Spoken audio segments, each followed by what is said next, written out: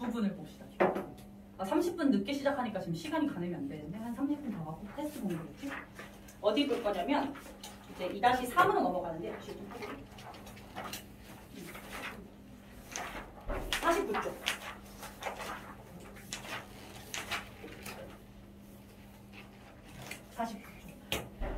최근에 그 기사 봤니 얘들아? 그 이번에 약간 정치적인 얘기일 수 있지만 역사적인 얘기인데 우리나라 국방부에서 홍범도 장군에 대해서 이렇게 한 걸 보고 굉장히 깜짝 놀랐단 말이야 얘들아. 오늘 홍범도 장군 얘기가 이제 나올 거라서 얘들아 너희들이 뉴스를 보고 팩트체크를 해야 되잖아. 그냥 팩트를 내가 말해줄게. 홍범도 장군은 그런 분이 아니고요. 그냥 순수 독립운동가. 완전 100% 존경할 만한 분이야. 정말 역사 지금 아마 각 대학교의 사학과들에서 교수님들 좀 더 분개하고 있지 않을까 하는 생각이. 얘들아 무장투쟁 1920년대입니다. 우리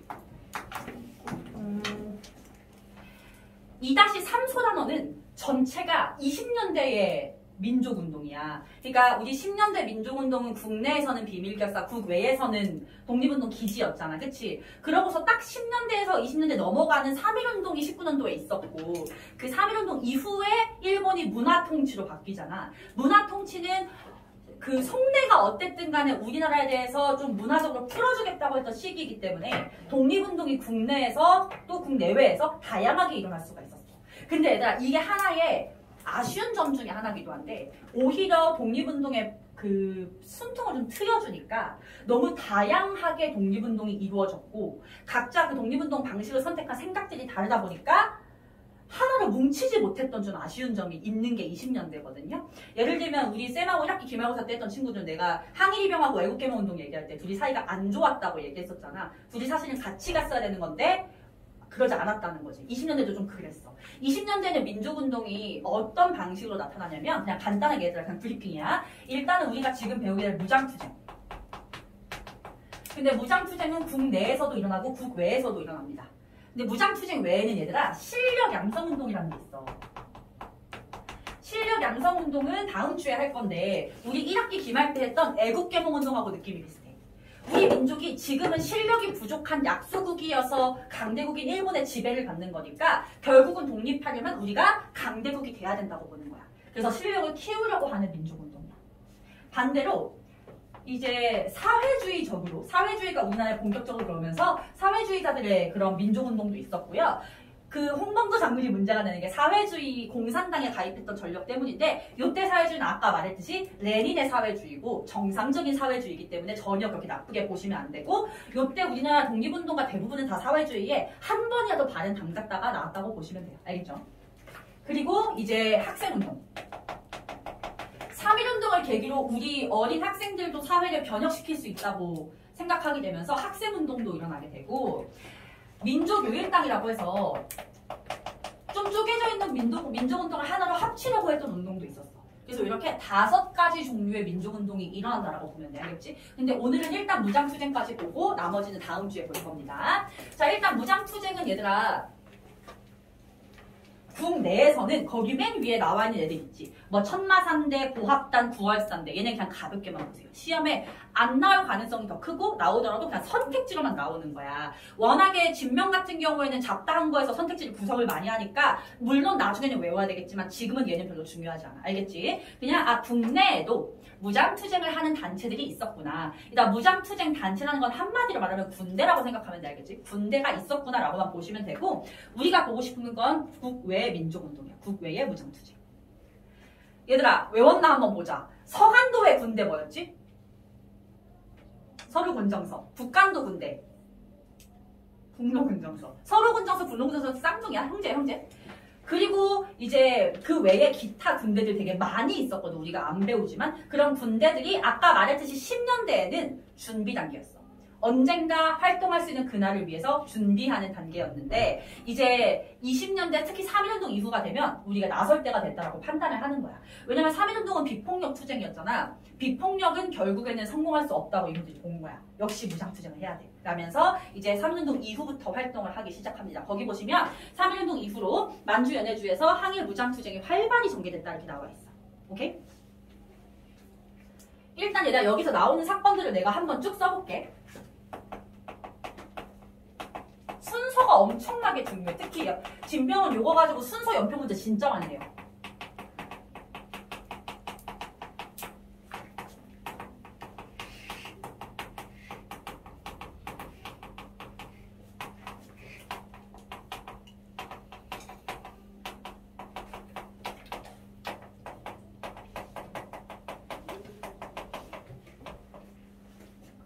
칸이 부족할 것 같은데.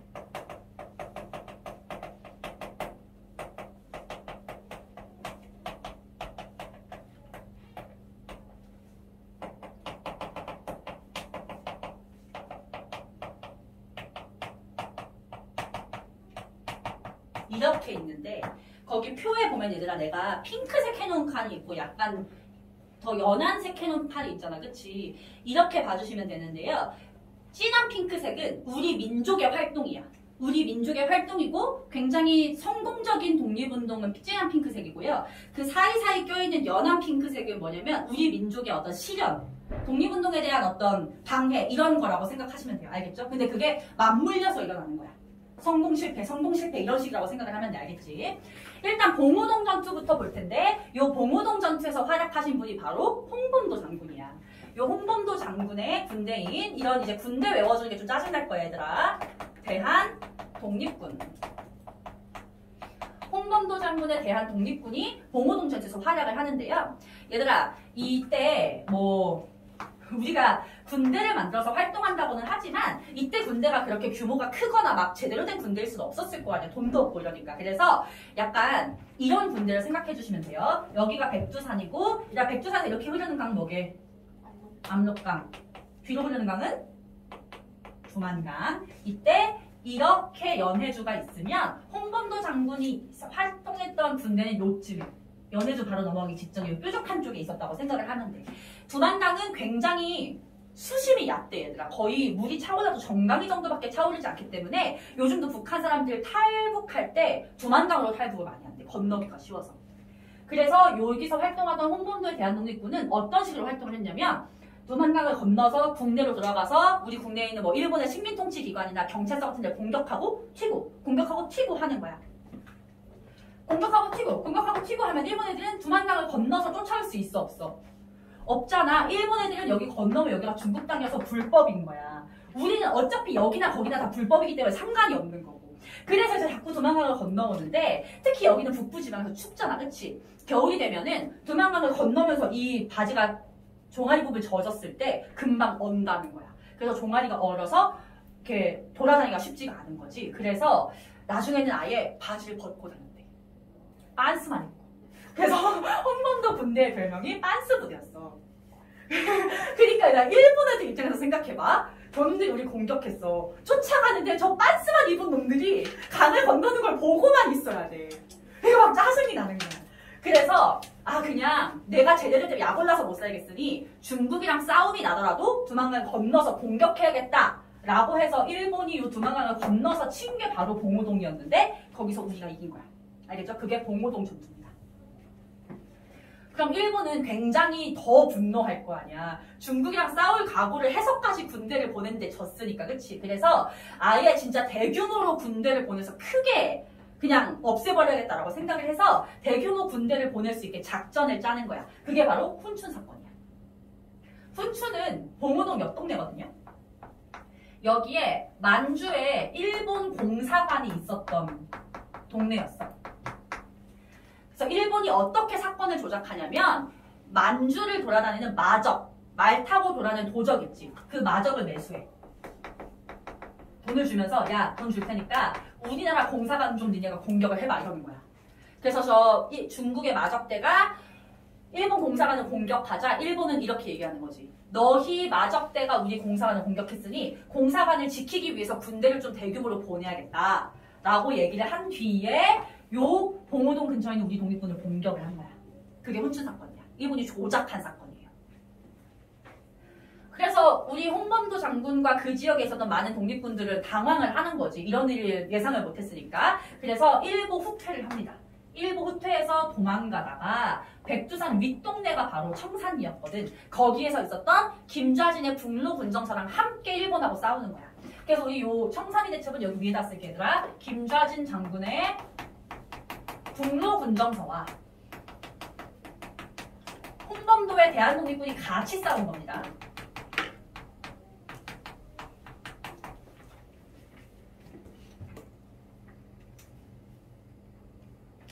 그래서 청산에서도 우리가 이겼어.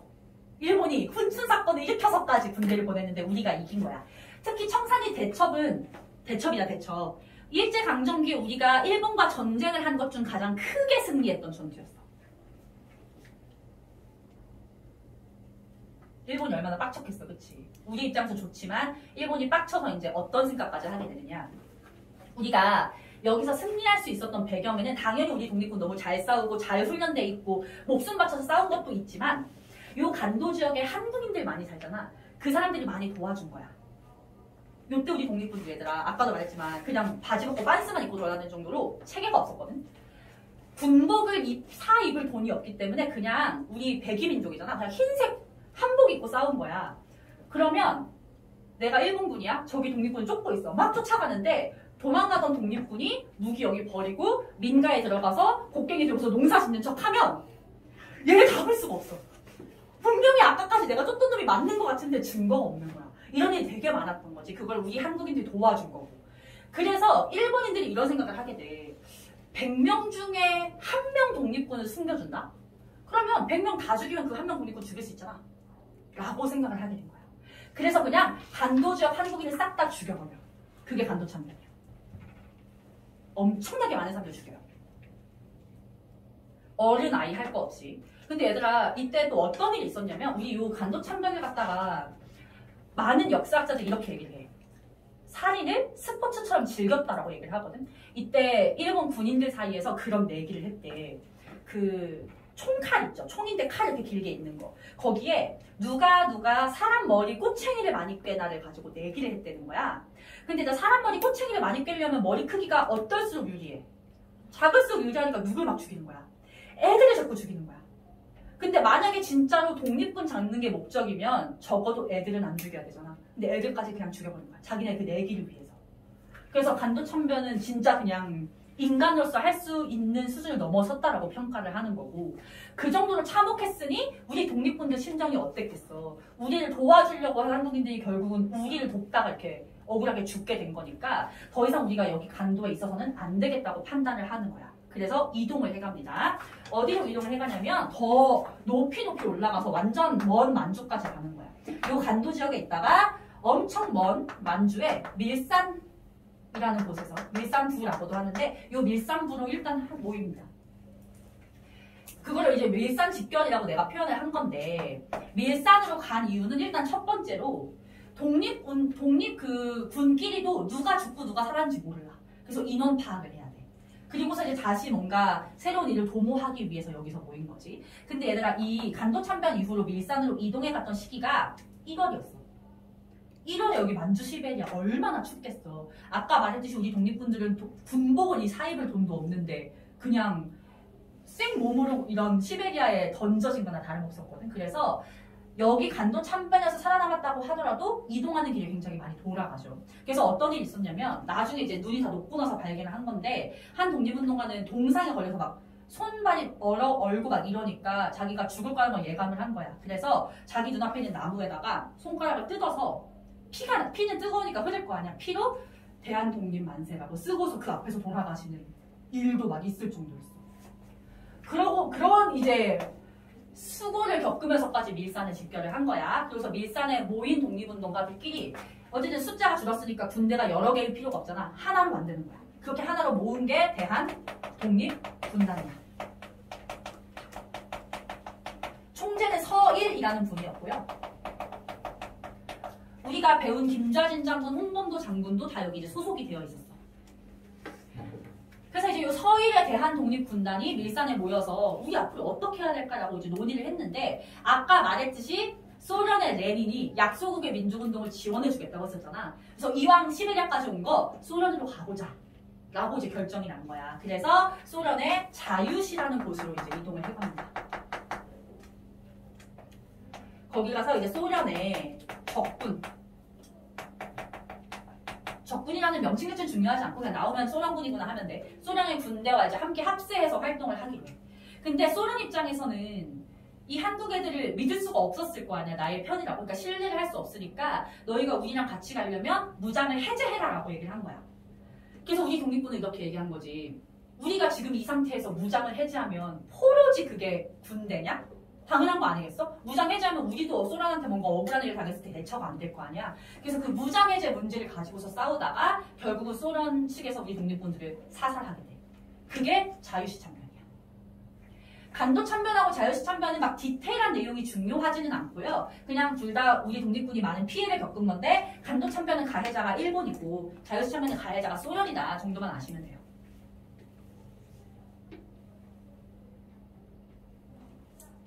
레닌이 했던 말을 믿고서 소련까지 갔는데 결국은 또 죽임을 당했잖아. 결국은 이 독립군들은 우리가 있을 곳은 만주다라고 다시 판단을 하고서 만주로 돌아오게 돼요. 그 만주로 돌아와서 재정비를 해서 재시작을 하기 위해서 성립한 게 3부였어요. 3부는 이제 자유시 참변을 겪은 우리 독립군들이 다시 뭔가 재시작을 하기 위해서 만든 정부였는데 세 개 이름 외워주시면 돼요. 참정부, 참정신 이렇게 외우시면 되고요. 참의부, 정의부, 신민부 이렇게 됩니다. 참정신, 참의부, 정의부, 신민부. 이 중에 아까 하나 앞에서 이름 나왔던 거 있었어. 참의부. 아까 앞에서 임시정부 할 때 육군 주만 참의부 그게 사실 요거야. 그래서 그런 임시정부와의 컨택도 있었다는 거 알고 있으면 돼. 알겠지?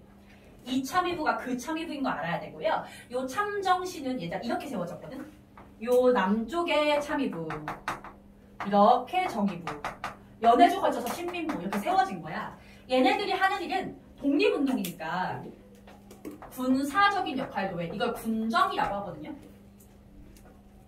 당연히 독립군이니까 군사적인 역할도 하지만 요 지역에 우리 한국인들을 지켜주는 일도 하는 거예요. 왜냐면 간도 참변을 겪었었기 때문에 우리 한국인을 지켜줄 수 있는 정부가 필요하다라고 해서 이 민간 정부, 일반적인 정부의 역할도 해. 군정이자 민정 이렇게 표현합니다. 굉장히 중요하더라. 군사적인 독립군이자 이제 민간 정부의 역할도 하면서 실제로 여기 사는 한국인한테 세금도 걷고 막 이랬어. 당연히 일본은 이걸 막고 싶었겠지. 간도 참변 이후로 한국인들 다 도망가가지고 더 이상 우리를 귀찮게 하지 않을 줄 알았는데 다시 돌아와서 이제 정부까지 성립해버리니까 당연히 일본 입장에서 짜증이 났을 거 아니야. 그래서 이때 일본이 체결한 게 미스야 협정이야. 만주하고 체결을 해요. 만주 군벌과 일본인 미스야 사이에서 체결된 협정인데 만주 군벌 그냥 중국 정부라고 생각해도 돼 얘들아. 내용은 만주 지역의 한국 독립군을 중국 군인이나 경찰이 잡아오면 한 명당 얼마씩 돈을 주겠다 하는 거였어. 그래서 이걸 갖다가 뭐라고도 얘기하냐면 그냥 쓰는 표현이야. 독립군을 사냥했다 이렇게도 얘기를 해요. 사냥하면 한 마리 잡아가면 돈을 벌 수 있듯이 독립군 잡아가면 돈을 벌 수가 있는 거니까. 당연히 만주 애들 입장에서도 한국인들이 우리나라 만주 땅에서 막 이렇게 어지럽게 하는 게 좀 짜증났을 거 아니야. 근데 이제 잡아오면 돈까지 준다고 하니까 마다할 이유가 없었던 거지. 그래서 우리 독립군은 이 만주 지역에서 일본을 피하는 것뿐 아니라 이제는 만주 애들까지 피해 다녀야 되기 때문에 굉장히 이중으로 활동이 힘들어진 상황이었던 거야. 그럼에도 불구하고 다시 또 이제 재정비를 합니다. 그게 3부 통합이고요. 이 참정신 3부를 갖다가 통합을 하는데 하나로 통합됐으면 너무 좋았겠지만 만주 땅이 크다 보니까 두 개로 통합이야. 두 개. 북만주와 남만주로 나눠서 북만주의 혁신위회, 남만주의 국민부 이렇게 나눕니다. 여기까지 외워주셔야 되고요. 이 혁신위회랑 국민부도 우리 제일 마지막 소단원 3-6에서 연결돼서 내용이 나올 거야. 알겠지?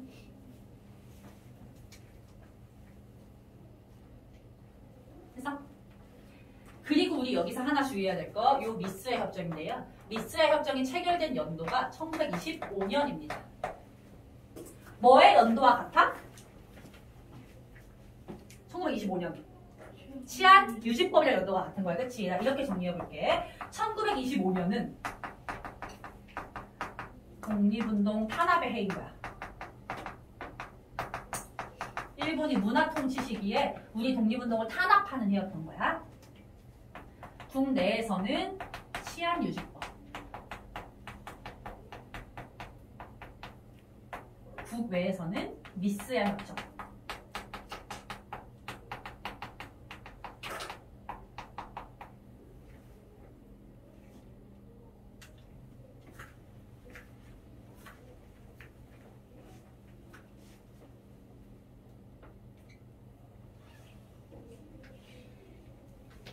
준명여고는 일단 시험 이렇게 내는 거야. 예를 들면 얘를 가를 주고 얘를 나를 준 다음에 가와 나 사이 시기를 물어봐.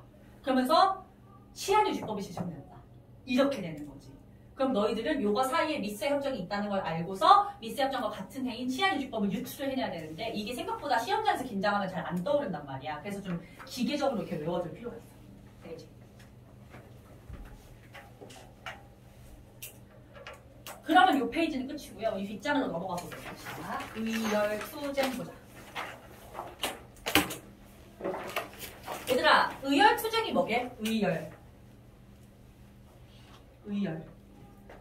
우리 1학기 기말고사 때 배웠던 항일 의거 있지. 나철 오기후의 자신회, 장인환 정명훈의 스티븐스 사살, 그리고 이토일부민 누가 죽이고 안중근, 그런 걸 의거 또는 의열이라고 해요.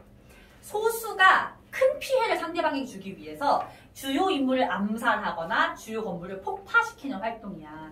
근데 이제 우리가 배웠던 1학기 기말고사 범위에서는 좀 개별적으로 그런 투쟁을 했다면 우리 20년대 들어와서부터는 단체를 만들어서 그런 조직적으로 활동을 한다는 거야. 괄호 1번에 의열단이 있고요. 괄호 2번에 한인 애국단이 있는데 중요도는 둘 다 괄호 3번인가요? 괄호 3번. 둘 다 중요해. 너무너무 중요해서 그냥 둘 다 별표 3개야. 무조건 시험에 나와요. 근데 여러분이 주의하셔야 될 건 내가 아까 2-3 전체가 1920년대의 민족운동이라고 했는데 맨 마지막에는 한인 애국단만 30년대야. 근데 얘는 연도의 중요성보다는 의열이라고 하는 카테고리를 묶인 거라서 그냥 요 카테고리 안에서 보시면 돼요. 그 교과서 순서대로 내가 나열을 하다 보니까 이렇게 됐어. 대부분 교과서는 한인애국단 뒤에 나오는데 너네 교과서만 여기 나와 있거든. 어쨌든 간에 의열단 한번 보도록 합시다. 의열단은 3.1운동 이후였던 1919년에 만들어져가지고 1920년대에 활동을 합니다. 만주에서 조직됐고요. 만주 지린성이라는 곳에서 조직이 됐고 만든 사람 이름은 체크, 윤세주, 김원봉. 우리 이 중에서 김원봉이 훨씬 더 중요합니다. 김원봉 같은 경우에는 아까 말했던 김규식처럼 우리 독립운동 역사에서 김구 수준으로 중요한 사람이고요. 김원봉을 빼면 독립운동을 얘기할 수가 없어. 김원봉 같은 경우에는 교과서에 사진이 있는지 모르겠는데 검색해보시면 엄청난 미남이야. 김규식은 내가 아까 훈남이라고 했잖아. 엄청난 미남이에요. 누구 닮았냐면 쌈디랑 닮았어. 되게 잘생겼고 이름도 일단 원봉이잖아. 근데 김원봉은 독립운동을 하면서 한 번도 가명을 쓰지 않았대. 대부분 가명을 쓰거든요. 그 안창호는 가명이 수백 개야. 막 수백 개 좀 오바고요. 수십 개야. 왜냐면 안창호 영어가 되니까 막 영어 이름도 썼다가 막 스페인어 이름도 썼다가 했거든. 한 번도 이름이 이렇게 튀는데도 가명을 쓰지 않아. 근데 이 시대의 얼굴이 쌈디면 얼마나 눈에 띄었겠어. 심지어 이 김원봉에 대한 포상금 있지. 포상금은 역대 1위. 200억인가 300억. 김원봉 한 명 잡아오면. 근데 한 번도 일본에 잡히지 않아. 엄청난 능력자입니다. 이 김원봉이 바로 이 의열단을 만든 거야. 김원봉은 완전 끝판왕의 무장투쟁론자여가지고 3.1운동이 비폭력인 것에 굉장히 불만이 컸어. 그래서 3.1운동 이후에 우리가 이제 나설 때가 됐다라고 하면서 의열단을 만드는 거야. 알겠죠? 의열단 같은 경우는 당연히 비밀 조직이었겠지 얘들아. 누가 이런 말하자면 테러를 일으키는 조직을 갖다가 공개로 만들겠어. 그치? 비밀 결사였고요. 무정부주의적 성격을 갖고 있어. 그냥 교과서에 나와 있는 거니까 한번 보는 건데 이 사람들은 무정부주의입니다. 정부가 필요 없다고 보는 거야. 알겠죠? 활동 지침에 별표할게요. 우리가 좋아하는 신채호가 또 나왔습니다. 신채호. 조선 혁명선언이라는 글을 갖다가 쓴 거야. 신채호는 김원봉하고 친구 사이였어가지고 김원봉이 이제 신채호가 글을 잘 쓰니까 우리 의열단 단원들에게 읽힐 글을 하나 써달라라고 얘기를 했고 그래서 신채호가 써준 글이 조선 혁명선언이었어요.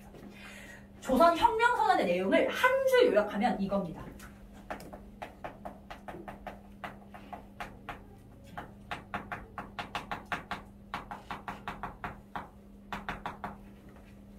민중이 직접 폭력을 써야 돼. 그게 독립운동의 방향성이라고 했어. 3.1운동 직후잖아 얘들아. 이 사람들은 3.1운동 때 민중이 나선 거 너무 좋다고 본 거야. 소수의 지식인이나 소수의 어떤 특출난 사람들만 독립운동하는 게 아니라 우리 대다수 민중이 나서야 돼. 그거는 좋아. 그러나 비폭력인 건 싫어. 폭력을 써야지. 폭력이란 단어가 나쁘게 들릴 수 있지만 아까도 말했듯이 제가 나한테 폭력을 쓰는지 참고 있는 건 바보짓이잖아. 그치? 일본이 우리에게 폭력을 쓰니까 우리도 폭력으로 맞서야 된다고 본 게 신채호의 조선혁명 선언이었어. 시험에는 얘가 굉장히 잘 나오는 내용입니다. 그러고서 활동을 보시면 이 활동은 원래는 시험에 잘 안 나왔는데요. 갈수록 진명여고는 시험에 내고 있어요. 누가 어디에 폭탄 던졌는지. 외워주시면 좋아요. 알겠지? 자, 박재혁이 부산경찰서, 2번으로 김상옥이 조선총독부, 김익상이구나. 김익상 조선총독부, 김상옥 종로경찰서, 김지섭 일본은행 맞니? 일본 왕궁. 눈이 심지. 근데 이거 사실 나도 안 외우거든. 너네가 자꾸 시험에 내. 이거 낸 거 진명이 처음이었어. 그리고 나석주 조선식산은행과 동척. 우리 이 중에서 얘들아 일단은 누구누구 외워주시냐면요. 김익상, 김상옥, 나석주. 이 세 명이 제일 중요합니다. 얘들아 이 5분은 다 장신의 미남이었대. 그리고 항상 양복을 입고 다녀. 이거는 김원봉의 원칙이었어. 김원봉이 의열 단원을 뽑을 때 언제나 얼굴을 봤대요. 그리고 항상 양복을 입고 다니겠어. 그 이유가 뭐였냐면 누가 봐도 폭탄 테러범으로 보이지 않는 사람. 누가 봐도 그냥 젠틀맨처럼 보이는 사람. 이기를 원했던 거야. 그래서 이제 그렇게 뽑았다고 하고요. 우리 여기서 내가 약간 재밌는 얘기를 하나 해주자면 우리 김상옥 씨를 좀 기억을 해볼 거야. 이 김상옥 씨는 별명 자체가 조선 최고의 총잡이였어. 너네 그 영화 봤니? 밀정이라는 영화 봤니? 이 영화를 보면 얘들아 맨 앞장면에 그 독립운동가 한 명이 일본한테 쫓기는 장면이 나오거든요. 그게 김상옥의 이야기를 모델로 한 영화야. 그 앞부분 보면 되게 재밌거든요. 김상옥은 여기 보시면 종로경찰서에 폭탄을 던졌다고 나와 있잖아. 종로경찰서는 그때 당시 서울에서 제일 큰 경찰서였단 말이야. 지금도 있는데 막 3층 건물이고 막 이래. 거기에만 경찰관이 수백 명이 막 깔려있고 이런데 거기를 양보 입고 똑같이 들어가는 거야. 그리고서 안에 들어가서 폭탄을 던지고 나와서 도망을 갔어.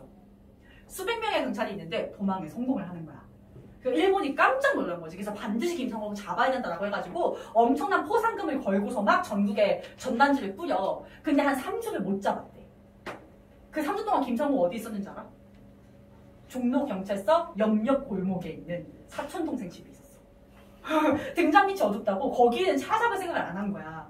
그래서 이제 그 사촌동생 집에 있었는데 누가 신고를 해. 왜 신고하냐면 김상옥인 건 몰랐고 자꾸 야밤에 누가 창문으로 드나들어가지고 저 집에 도둑이 든 것 같다 해서 신고를 하면서 김상옥이 잡힌 거야. 그렇게 해서. 그래서 김상옥이 도망을 가는데 김상옥이 조선 최고의 총잡이라고 했잖아. 얘 나 진짜 영화 같은 한 장면을 상상하면 돼. 이 한 사람을 쫓기 위해서 한 10명 정도 되는 경찰이 한 곳을 얘를 쫓는 거야. 얘는 도망을 가. 근데 앞을 보고 쏘는 일본 경찰의 총은 김상옥을 다 비껴가. 근데 도망가던 김상옥이 한 번 뒤져서 쏘면 명중 막 이런 거지. 그래서 진짜 그렇게 도망을 갔대.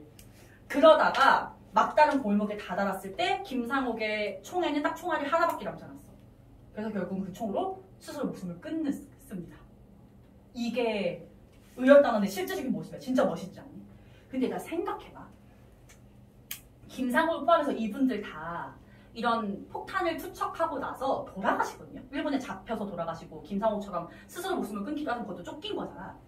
근데 김상옥같이 미친듯이 총을 잘 쏘는 사람이 이렇게 종로경찰서에 폭탄만 던지고 목숨을 잃는다는 거 어떤 거 같아? 독립운동 역사를 크게 봤을 땐 좀 아깝지 않아? 그치? 이 정도로 총을 잘 쏘면 예를 들면 제자를 키워낸다거나 군대의 어떤 교관이 된다거나 그럼 훨씬 더 좋을 수 있잖아. 근데 한 번 종로경찰서 폭탄 던진다? 그거 가지고 일본에 큰 타격을 줄 수는 없잖아. 일본 입장에서는 경찰서 건물 다시 세우면 끝인데?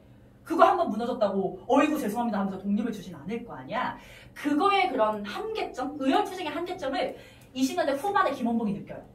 이거 뭔가 아깝다. 이 사람들이 이렇게 한 번 해서 죽을 사람들이 아니다라는 걸 알게 되는 거지. 그래서 20년대 후반의 변화가 굉장히 중요한데 이런 개별투쟁의 한계를 김원봉이 인식을 하는 거야.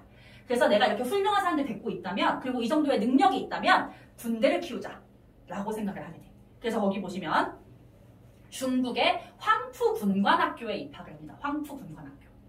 그게 중국 최고의 어떤 육군사관학교거든요. 거기에 들어가서 군대로서의 그거 말고 교관으로서 그 군대를 키워낼 수 있는 그 자격을 얻게 되고, 그러고서 우리나라의 조선혁명 간부학교라고 하는 새로운 군대식 학교를 세우는 거예요. 마치 신흥무관학교처럼.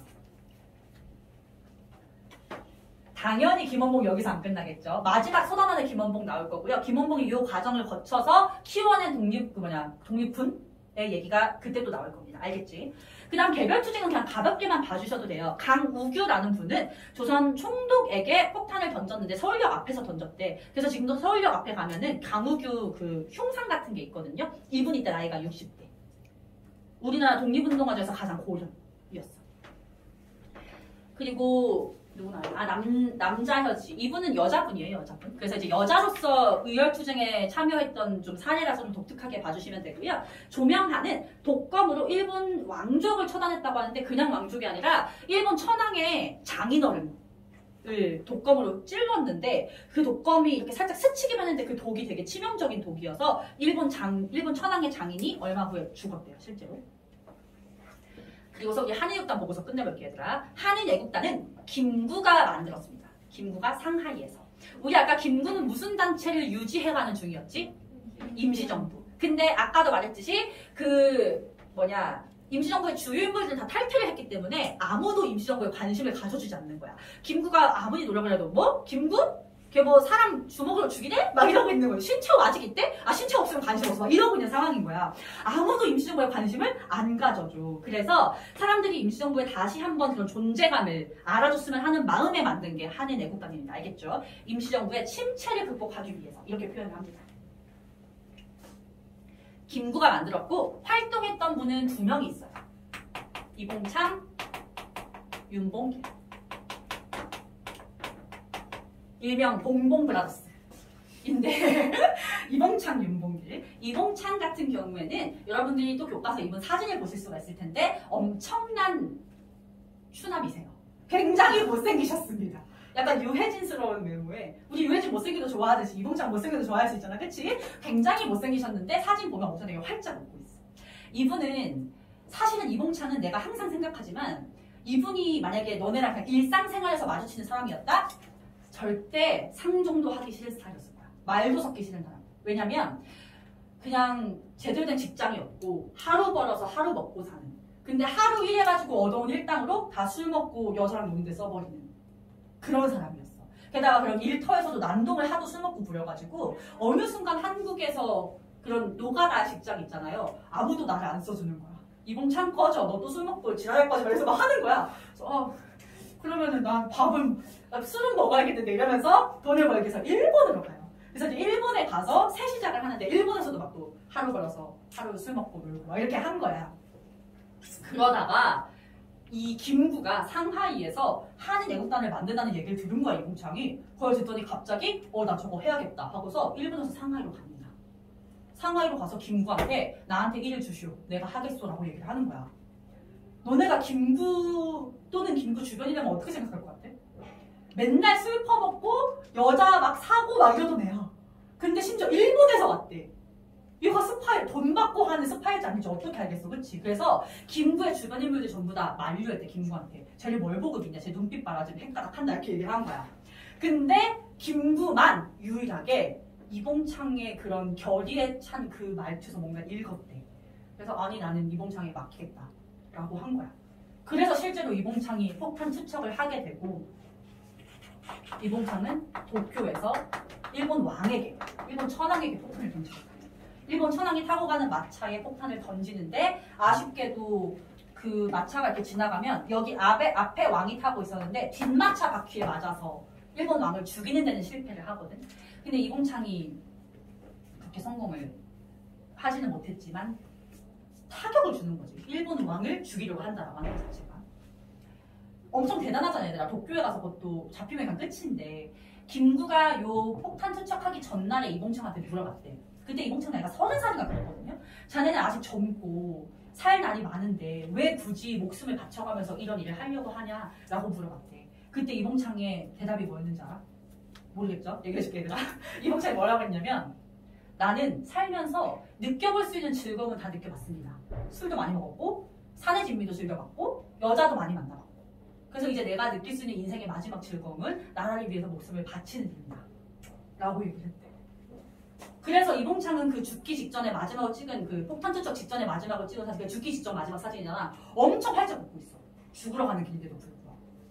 그래서 좀 대단한 인물이죠. 어쨌든 일본 왕을 죽이는데 실패를 했잖아. 근데 그때 중국의 상하이에서 이제 막 신문에 기사가 날 거 아니야. 한국인이 일본 왕을 죽이려고 했다는 게 전 세계적인 토픽이잖아. 근데 그때 한 상하이의 기자가 이렇게 기사를 쓴 거야. 안타깝다. 성공할 수 있었는데. 이런 논조로 글을 쓴 거야. 그래서 일본이 빡쳐서 상하이를 공격해요. 상하이가 일본 소나기에 들어가. 그게 상하이 사변이야. 상하이라는 중국 최대의 도시가 일본 소나기에 들어가는 거니까 중국 입장에서 되게 심각한 상황인 거야. 그리고 그 상하이 사변을 성공한 걸 기념하는 축하 파티가 열려. 그 축하 파티장에서 폭탄을 던진 게 윤봉길이야. 오케이? 윤봉길은 상하이에 있는 홍커우 공원에서 이 상하이 사변 기념식장. 상하이를 점령한 걸 기념하는 장소이기 때문에 당연히 일본의 고위 관리와 군 장성들이 모여 있었겠지. 여기다가 폭탄을 던졌고요. 윤봉길은 성공을 합니다. 알지 얘들아? 윤봉길이 원래 던지려고 했던 폭탄은 무슨 폭탄? 원래 물병 폭탄을 던지려고 했죠. 물병 폭탄이 투척용이고 도시락 폭탄은 자결용으로 가져간 거였어. 여기 지금 군인이 쫙 깔려있기 때문에 잡히면 무조건 개죽음이거든. 진짜 최대한 끔찍하게 죽을 수밖에 없는 상황이었기 때문에 자결하는 게 오히려 본인을 위해서 나은 선택지였던 거야. 그런데 물병 폭탄이 불발하게 되면서 어쩔 수 없이 도시락 폭탄을 던진 거지. 그래서 윤봉길은 진짜 끔찍하게 돌아가셨어요. 이 자리에서 군인들 군홧발에 엄청나게 맞아가지고 거의 몸이 걸레짝이 된 상태로 끌려갔고 총살을 나중에 당하시죠. 온갖 고문을 다 당하고. 윤봉길 그때 나이가 26살? 26살 정도밖에 안 되는. 물론 이제 26살은 좀 지금으로 치면 30대 후반 정도의 무게감이었을 것 같긴 한데 어쨌든 젊은 나이에 돌아가셨지. 근데 얘들아 중국 입장에서 생각해보죠. 중국은 지금 아까 말했듯이 상하이라고 하는 최대의 도시를 갖다가 지금 일본한테 뺏겼잖아. 그거를 어떻게 해야 되냐고 고민을 하고 있는데 갑자기 웬 한국이 내가 나타나더니 거기다가 폭탄을 던져줬대. 자기네 복수를 대신 해준 것 같은 느낌이잖아. 그래서 당시 중국 국민당 정부, 이 중국 국민당 정부의 수장이 너네 아마 이름은 들어봤을 것 같은데 장제스라는 사람이었거든. 그 장제스가 이런 말을 해. 중국의 100만 대군도 해내지 못한 일을 한국의 한 청년이 해냈다 라고 얘기하면서 앞으로 임시정부의 활동은 내가 다 지원해주겠다 라고 선언을 하는 거야. 그래서 김구가 바라던 대로 임시정부가 조금 더 활발하게 활동할 수 있는 계기가 되기도 하지만 얘들아 임시정부 위치 어디? 임시정부 어디 위치에 있어? 상하이잖아. 근데 지금 상하이 일본이 점령해버렸잖아. 그래서 임시정부가 이제 상하이를 떠나야 되는 상황이 되기도 했어. 그래서 임시정부가 상하이를 떠나서 어떻게 되는지가 마지막 선언원에 나옵니다. 알겠죠? 그러면 어쨌든 오늘은 얘들아 여기까지 볼 거고 오늘은 막 그렇게 흐름이 중요한 파트라기보단 개별적으로 3.1운동이면 3.1운동, 임시정부는 임시정부 이렇게 봐주기만 하셔도 됩니다. 복습이 잘 돼 있어야 뒷내용이랑 연결이 되니까 그런 차원에서 복습을 잘 해주시면 되고